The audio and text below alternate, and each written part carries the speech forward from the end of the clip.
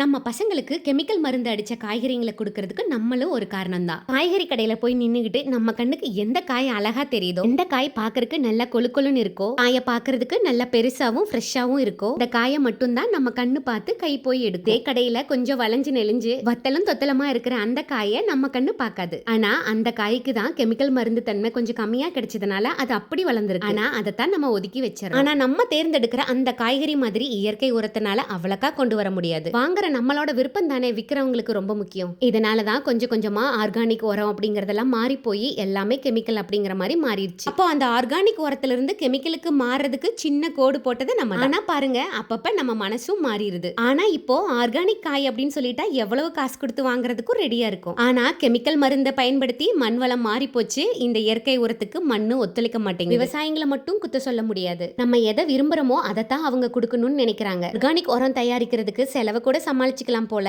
ஆனா டைம் கொஞ்சம் எடுத்துக்கும். நம்ம விவசாயிங்கிட்ட விலைய அடிச்சு பேசுற மாதிரி கெமிக்கல் உரம் யூஸ் பண்ணாம ஆர்கானிக் உரம் மட்டும் யூஸ் பண்ணி காய்கறியை வளர்த்தி கொடுங்கன்னு கேட்டிருக்கணும். ஃபர்ஸ்டே இப்படி நம்ம கேட்டிருந்தோம் அப்படின்னா இன்னைக்கு நம்ம பசங்க மருந்தடிச்ச காய்கறியை சாப்பிட்டுட்டு இருந்திருக்க மாட்டாங்க. வர்ற காய்கறி வரட்டும், வளைஞ்சு நெளிஞ்சு கூட இருக்கட்டும், புழு பூச்சி கூட இருக்கட்டும், தப்பில்ல. அதுதானே ஆரோக்கியம். இப்ப காய்கறிகளுக்கு மருந்து தான் அடிக்கிறாங்க. வருங்காலத்துல நம்ம பசங்க சாப்பாட்டுக்கு ஒரு மாத்திரையை மட்டும் முழுங்கிட்டா போதும் அப்படிங்கிற மாதிரி மாறிடும் போல. இதெல்லாம் நினைச்சு பார்க்கும்போதுதான் வருங்காலம் கேள்விக்குறியா தெரியுது. நம்ம எல்லாருமே இப்படித்தானே நான் சொல்ல வரல. ஹைபிரிட் அப்படிங்கிற வார்த்தையை யார் கண்டுபிடிச்சாங்கன்னு தெரியல. எது எடுத்தாலும் ஹைபிரிட் வந்ததுனால தான் நாட்டு ரகம் அப்படிங்கிறது கொஞ்சம் கொஞ்சமா மறைஞ்சிருச்சு. ஆனா நான் இப்ப வரைக்கும் எங்க நாட்டு ரக காய்கறிகள் விதைகளை பார்த்தாலும் உடனே சேமிச்சு வச்சுக்குவேன். ஒரு நாள் எல்லாமே மாறும் நாம நினைச்சா மட்டும். ஆனா எங்களுக்கு தோட்டம் இருந்தும் காய்கறி செடி தான் போட முடியல. தென்னைமர தோப்புல எங்க மாமியார் ஆடு மேய்ப்பாங்க, அதனால அங்க போட முடியாது. கம்பெனி இருக்கிற இன்னொரு தோட்டத்துல கம்பெனி வேலைக்காக மட்டும்தான் அந்த இடம் சரியா. கம்பெனி கிட்ட காய்கறி செடி போடுறதுக்கு கொஞ்சம் இடம் மட்டும் அவர்கிட்ட கேட்டிருந்தேன். அவரும் ஓகே சொல்லி கொஞ்சம் இடத்த கொடுத்திருக்காரு. பசங்களை ரொம்ப ஹெல்த்தியா வளர்த்தணும் அப்படின்னா அதுக்காக நம்ம ஏதாவது செஞ்சுதான் ஆகணும்.